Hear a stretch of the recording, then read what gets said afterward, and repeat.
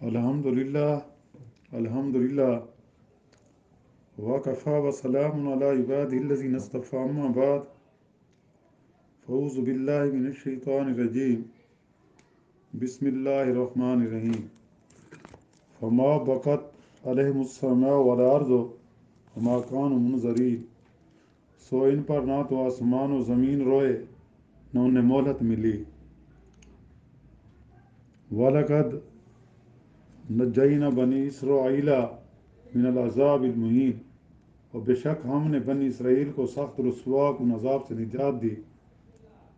من فرعون انہ کان عالیا من المسرفین، جو فرعون کی طرف سے ہو رہی تھی، فی الواقع وہ سرکش اور حد سے گزر جانے والوں میں سے تھا۔ وَلَقَدِ اخْتَرْنَاهُمْ عَلَىٰ عِلْمٍ عَلَى الْعَالَمِينَ، اور ہم نے دانستہ طور پر بنی اسرائیل کو دنیا جہان والوں پر فوقیت دی۔ سبحان ربک رب العزت عما یصفون وسلام علی المرسلین والحمد للہ رب العالمین۔ اللہم صلی علی سیدنا محمد وعلی آلہ وصحبہ وسلم۔ آرا 25واں سورۃ الدخان کی آیات مبارکہ 29، 30، 31 اور 32 کی تلاوت کی گئی ہے اور ساتھ ترجمہ بھی کیا گیا ہے۔ گزشتہ آیات میں ذکر ہوا تھا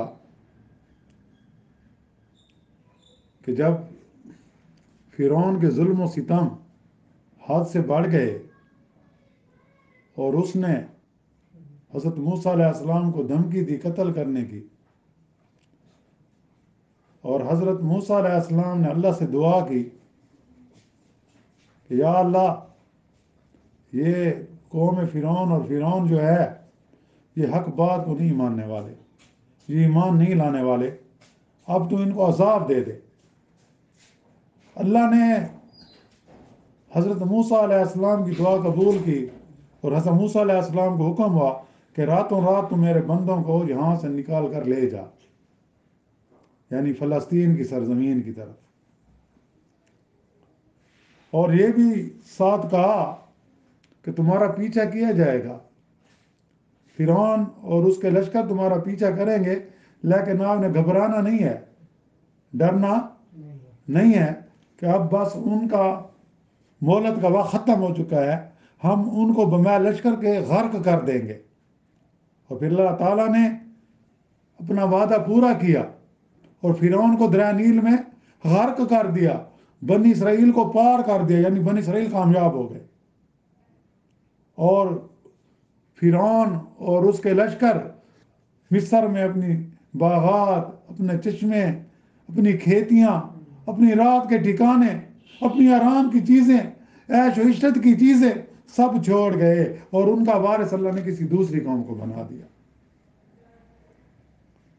آج جو 4 آیات مبارکہ کی تلاوت کی گئی ہے اس میں یہ ہے کہ ان کے غرق ہونے کے بعد، فرعون کے غرق ہونے کے بعد، اس کے لشکروں کے غرق ہونے کے بعد کسی نے ان پر بیان نہیں کیا، کسی نے ان پر افسوس نہیں کیا۔ فما بکت علیہم السماء والارض وما کانوا منظرین، سو نہ ان پر آسمان و زمین روئے نہ انہیں مہلت ملی۔ جب اللہ کی طرف سے مہلت کا وقت ختم ہوا تو انہیں مزید مہلت نہ ملی اور ان پر کسی نے غم نہیں کیا، نہ آسمان رویا نہ زمین رویا، نہ آسمان اور زمین کے اندر کوئی مخلوق اس پر روئی۔ کیوں کہ وہ بڑا سرکش تھا، یعنی ان فنونیوں کے نیک اعمال ہی نہیں تھے جو آسمان پر چڑھتے اور ان کا سلسلہ منتقی ہونے پر آسمان روتے، اور نہ زمین پر وہ اللہ کی عبادت کرتے تھے کہ اس کی زمین ان کی محرومی سے زمین روتی۔ جیسا کہ بعض روایات میں آتا ہے کہ جب نیک آدمی کو موت آتی ہے، جو متقی ہوتا ہے، پرہیزگار ہوتا ہے، جس کا اللہ کے ساتھ قرب ہوتا ہے، تو اس کے مرنے پر زمین بھی روتی ہے، آسمان بھی روتا ہے۔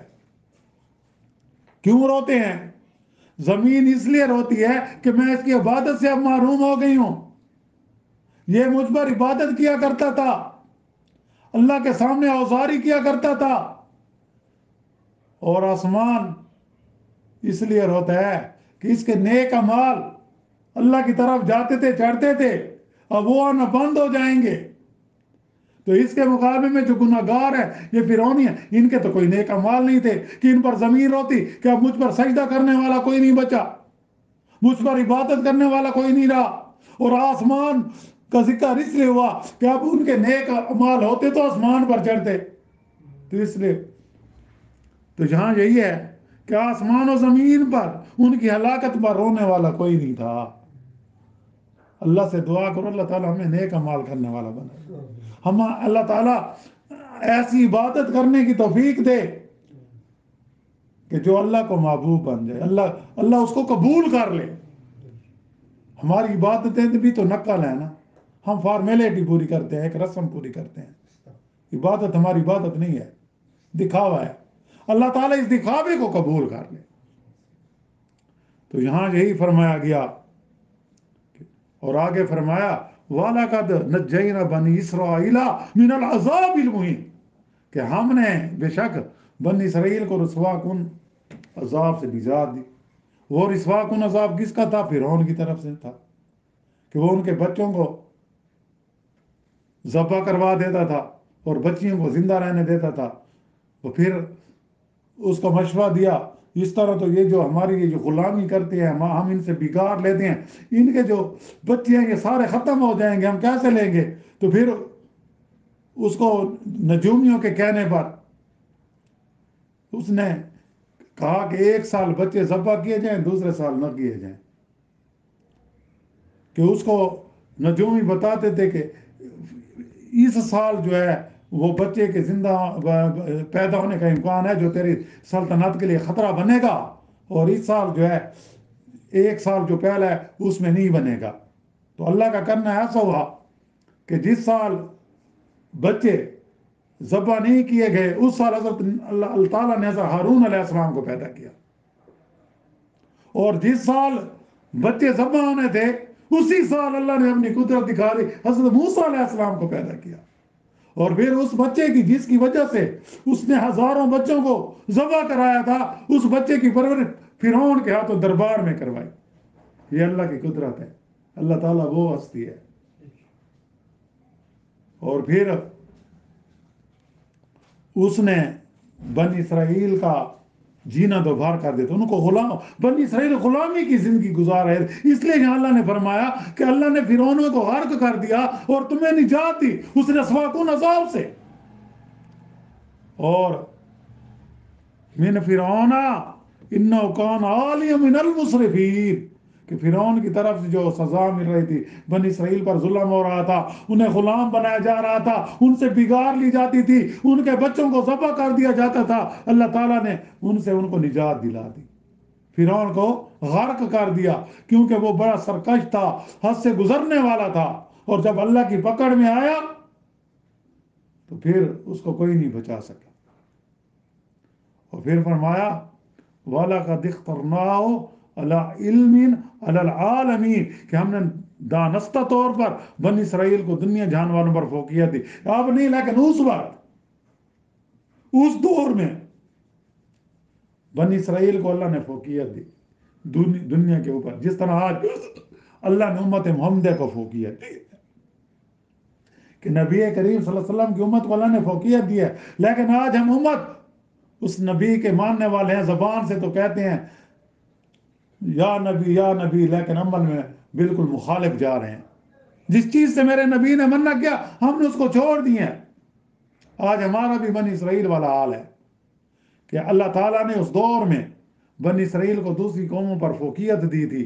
اس جہاں سے مراد بنی اسرائیل کے زمانے کا جہان ہے، یہ دور نہیں ہے، علی الاطلاق کل جہان نہیں ہے، کیونکہ قرآن میں امت محمدیہ کو کنتم خیر امت اخرجت للناس تأمرون بالمعروف وتنہون عن المنکر کہا گیا، کہ یہ وہ امت ہے جسے اللہ نے کس لیے نکالا، پیدا کیا، جو نیکیوں کا حکم دیتے ہیں، برائیوں سے منع کرتے ہیں۔ اللہ نے اس کی تعریف کی، اس امت کی۔ اور آج ہم نیکیوں سے دور کرتے ہیں، برائیوں کی طرف جاتے ہیں، راغب کرتے ہیں۔ ایسے قسم کے ڈرامے بنائے جاتے ہیں ٹی وی پر، ایسی فلمیں بنائی جاتی ہیں، ایسے واقعات سنائے جاتے ہیں کہ جو بجائے خیر امت کہ ہم شر امت کی طرف جا رہے ہیں۔ اللہ تعالیٰ ہمیں معاف کرے، اللہ تعالیٰ ہمیں بچائے۔ یعنی بنی اسرائیل اپنے زمانے میں جو تھی وہ جہان والوں پر فضیلت رکھتے تھے، اور ان کی یہ فضیلت اس استقاء کی وجہ سے تھی جس کا علم اللہ کو تھا۔ اور آج گیم الٹ چکی ہے۔ دیکھ لے کہ اللہ تعالیٰ نے امت محمدیہ کو فوقیت دی۔ آج امت محمدیہ مختلف فرقوں میں بٹی ہوئی ہے، آپس میں لڑ رہے ہیں، دشمن اس کا فائدہ اٹھا رہا ہے۔ اور وہ کردار جو کل فرعون نے بنی اسرائیل کے ساتھ کیا تھا، آج وہی کردار بنی اسرائیل والے یعنی جو یہود ہیں، آج وہ کردار فرعون کا ادا کر رہے ہیں اور مسلمانوں کو ذبح کر رہے ہیں۔ فلسطین میں دیکھو، چھوٹے چھوٹے بچوں کو شہید کیا جا رہا ہے، اور مسلمان حکمران بے حس ہے کہ 1.5 ارب سے زیادہ مسلمان ہیں، اور اسرائیل کے چاروں طرف اسلامی ممالک ہیں، لیکن وہ غیرت، وہ ہمت ختم ہو چکی ہے۔ آج دیکھ لیں، جس طرح فرعون کے دور میں بنی اسرائیل کی قوم مظلوم تھی، اس پر ظلم ہوتا تھا، تو اللہ تعالیٰ نے موسیٰ علیہ السلام کو پیدا کیا اور اس نے ان کو اس کے ظلم سے نجات دلائی اور بنی اسرائیل کو فوقیت دی۔ اور ہمیں ایسا نبی عطا کیا جو تمام جہانوں کے لیے۔ ہم ایسی امت ہیں جس کو اللہ تعالیٰ نے خود کہا کنتم خیر امت، لیکن آج یہ امت بکھری ہوئی ہے۔ وَاعْتَصِمُوا بِحَبْلِ اللَّهِ جَمِيعًا وَلَا تَفَرَّقُوا، اللہ نے کہا ہم اس کے الٹ جا رہے ہیں، جس کا فائدہ آج غیر مسلم اٹھا رہے ہیں۔ اور سب سے زیادہ دیکھ لیں، فرعون کا کردار، قتل کرنے کا کردار، ظلم کا کردار فلسطینیوں پر ہو رہا ہے اسرائیل کی طرف سے۔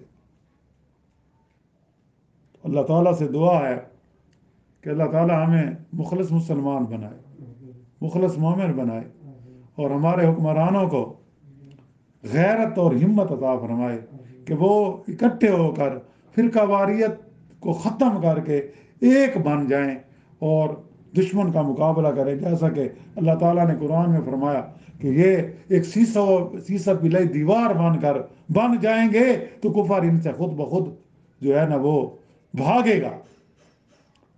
تو اس طرح اللہ تعالیٰ ہمارے حکمرانوں کو ہمت دے کہ وہ فلسطین کے مسلمانوں کی، کشمیر کے مسلمانوں کی جانی اور مالی مدد کریں، تاکہ اسلام کو کامیابی حاصل ہو اور اسلام کے دشمنوں کو ناکامی ہو، اور جو اسلام کو مٹانا چاہتے ہیں اللہ تعالیٰ ان کو نیست و نابود کر دے۔ اللہ تعالیٰ ہم سب کا خاتمہ ایمان پر فرمائے۔ جو مسلمان اس دنیا سے رخصت ہو گئے ہیں، اللہ تعالیٰ ان کو جنت میں اعلیٰ مقام عطا فرمائے، اور جو بیمار ہیں گھروں میں، اسپتالوں میں ہیں، جہاں کے بھی، اللہ تعالیٰ سب کو صحت کاملہ عطا فرمائے اور ایمان کے ساتھ زندہ رکھے، اور ہم سب کا خاتمہ بھی ایمان پر فرمائے۔ وآخر دعوانا ان الحمد للہ رب العالمین۔ ربنا آتنا فی الدنیا حسنۃ وفی الآخرۃ حسنۃ وقنا عذاب النار۔ صلی اللہ تعالیٰ علی خیر خلق محمد وآلہ وصحبہ اجمعین برحمتک۔